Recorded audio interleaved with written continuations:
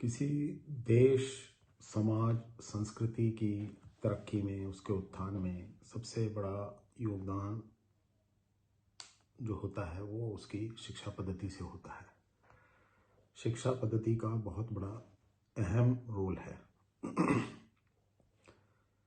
अगर आप ध्यान दें, जब अंग्रेज़ों ने हमारे देश के ऊपर आक्रमण किया, मैं उसको आक्रमण ही कहूँगा, वैसे तो वो एक व्यापारी बनकर आए थे, लेकिन उनकी सोच, उनका बिल्कुल क्लियर था कि उन्हें यहाँ व्यापारी के रूप में इस देश में घुसना है और इस पे किसी न किसी तरीके से यहाँ के व्यापार पर कब्जा करना है। जब उन्होंने हमारे अंदर प्रवेश किया, हमारे देश के अंदर प्रवेश किया, हमारे लोगों से मिले, बातचीत करी, तो उन्हें समझ में आया कि इस देश पे व्यापार पे ही राज नहीं किया जा सकता, इस देश पे भी राज किया जा सकता है।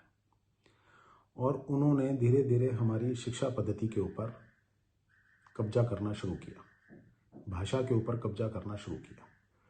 उन्होंने सबसे पहले कलकत्ता में, साउथ में, चेन्नई में अपनी भाषा में स्कूल खोलने शुरू किए, कॉन्वेंट स्कूल्स, कॉलेजेस खोलना शुरू किए, जहाँ इंग्लिश माध्यम से जो है इंग्लिश को पढ़ाया जाता था।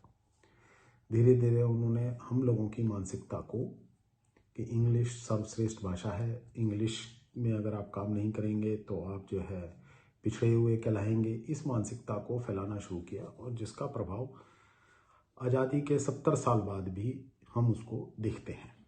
हमारी डे टू डे, मैं खुद स्वयं बात कर रहा हूँ आपसे, उसमें भी इंग्लिश के वर्ड बोल रहा हूँ। हमारी दिनचर्या में, हमारी रोज के कार्य में, भाषा में अंग्रेजी के शब्द इतने घुल मिल गए हैं, अंग्रेजी इतनी घुल मिल गई है कि अब वो दूसरी भाषा नहीं लगती है। लेकिन आज भी हम कोई बात करते हैं, कोई बात समझते हैं, जब तक वो अपनी मातृभाषा में नहीं होगी हम उसको नहीं समझ सकते। अंग्रेजी भाषा या कोई दूसरी भाषा जो विदेशी भाषा है, हम कितनी ही कोशिश कर लें, हम उसमें बहुत निपुण हो सकते हैं, लेकिन फिर भी मातृभाषा मातृभाषा होती है। हमें इसके ऊपर ध्यान देना होगा, हमें अपनी मातृभाषा में बात करनी होगी, हमें अपनी मातृभाषा में काम करना शुरू करना होगा, जिस पे काम करना शुरू हुआ भी है। मैं ये कहूँ कि नहीं हुआ है तो ऐसा नहीं है, कहीं ना कहीं इसमें प्रगति हुई है। लोगों ने अपनी भाषा में, सरकारों ने अपनी भाषा में काम करना शुरू किया है, लेकिन अभी इस पे और काम करने की आवश्यकता है। जहाँ तक शिक्षा पद्धति का बात है, शिक्षा पद्धति में भी हमें मूलभूत रूप से काम करना होगा और पूरे स्ट्रक्चर को रीस्ट्रक्चर करना होगा, पूरे ढांचे को दोबारा से काम करना होगा, उसको बदलना होगा, और हम अपने देश के निवासियों को, नागरिकों को स्वावलंबी कैसे बनाएं, इस विषय को ध्यान में रखते हुए हमें काम करना होगा। जब तक हम स्वावलंबी नहीं होंगे, हमारे यहाँ जो रोजगारी की प्रॉब्लम है, लोग बेरोजगार हैं, लोगों में असंतोष है, वो लगातार रहेगा और बढ़ता रहेगा। इसके लिए हमें क्या करना है? जब तक हम हमारी शिक्षा पद्धति, हमारी सोच, सरकारों की, समाज की ये नहीं होगी कि हमें स्वयं का काम करना है, अपना काम करना है, तब तक हम इस चीज़ से दूर नहीं हो सकते। आज जो हमारी शिक्षा पद्धति है वो सिर्फ और सिर्फ एक टारगेट को लेकर के होती है, एक उद्देश्य है कि हमें किसी तरीके से नौकरी मिल जाए। नौकरी कहाँ से आएंगी और कैसे आएंगी, इसको समझने के लिए हमें गहराई से इस विषय पे बात करनी पड़ेगी।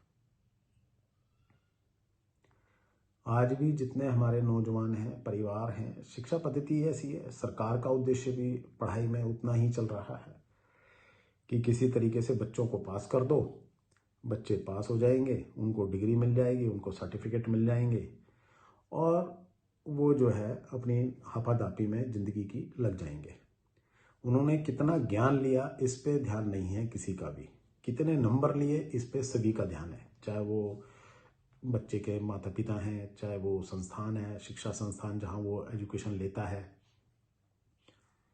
या जब नौकरी देते हैं, खास तौर पे सरकारी संस्थानों में, सरकार में, वहाँ डिग्री देख लेते हैं और उसके बाद आरक्षण को जरूर देखा जाता है कि ये किस समुदाय का है, किस उसका है, उसके हिसाब से उसको नौकरी दे दी जाती है।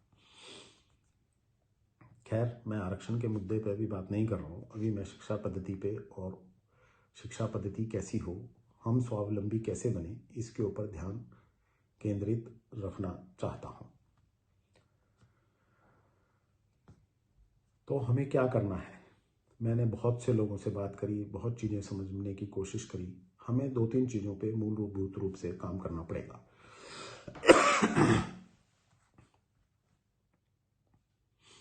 हमारे को अपनी शिक्षा पद्धति में एक तो अपनी भाषा का इस्तेमाल ज़्यादा से ज़्यादा करना होगा।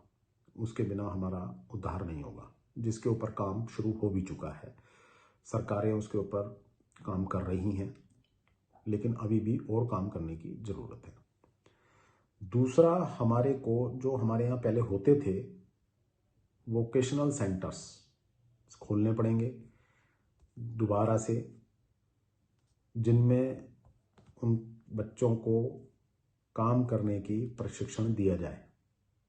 प्रशिक्षण जैसे वो कारपेंटर बनना चाहता है, बढ़ई का काम करना चाहता है, लोहे का काम करना चाहता है, बहुत से एयर कंडीशनर्स हैं, इलेक्ट्रिसिटी का काम सीखना चाहता है, तरह तरह बुनाई का काम सीखना चाहता है, सिलाई कढ़ाई बुनाई का काम सीखना चाहता है। इस टाइप के बहुत से लघु उद्योग हैं जिनको हम ट्रेनिंग दे करके अपने बच्चों को स्वावलंबी बना सकते हैं।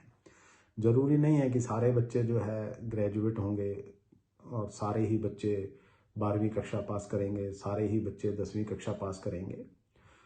कुछ बच्चे की मानसिक स्थिति ऐसी होती है कि वो नहीं पढ़ पाता, कुछ आर्थिक स्थिति ऐसी होती है, मतलब बहुत सी परिस्थितियां हैं जिनको हम समझते हैं और उसके हिसाब से बच्चों की पढ़ाई बीच में छूट भी जाती है और आगे चलती भी रहती है।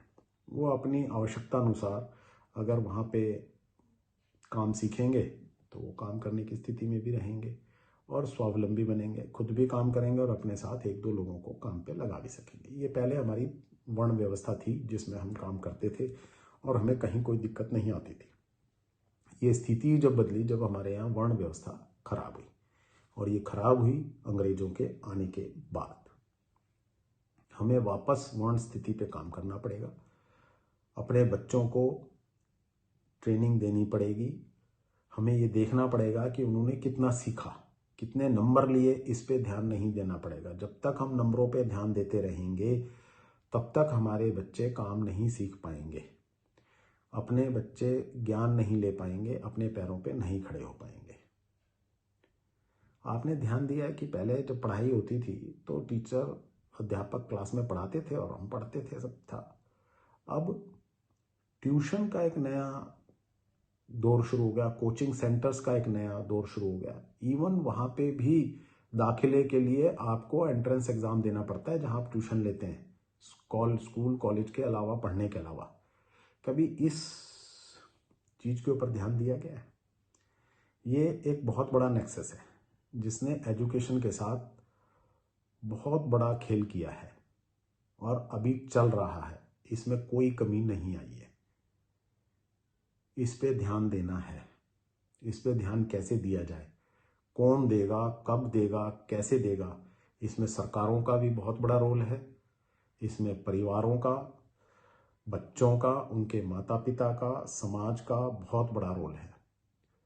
मेरी आप सबसे विनती है, इस पे बहुत ध्यान से विवेचना कीजिए, इस बात को गौर से देखिए और अपने बच्चों का भविष्य बनाने के लिए इस तरफ कदम उठाइए। मेरी इस बात से आप सहमत भी हो सकते हैं, नहीं भी हो सकते हैं। आप अपना तर्क और मत जरूर दें जिससे हमें इस विषय को समझ में आए और हम इस विषय पे आगे और चर्चा कर सकें। धन्यवाद।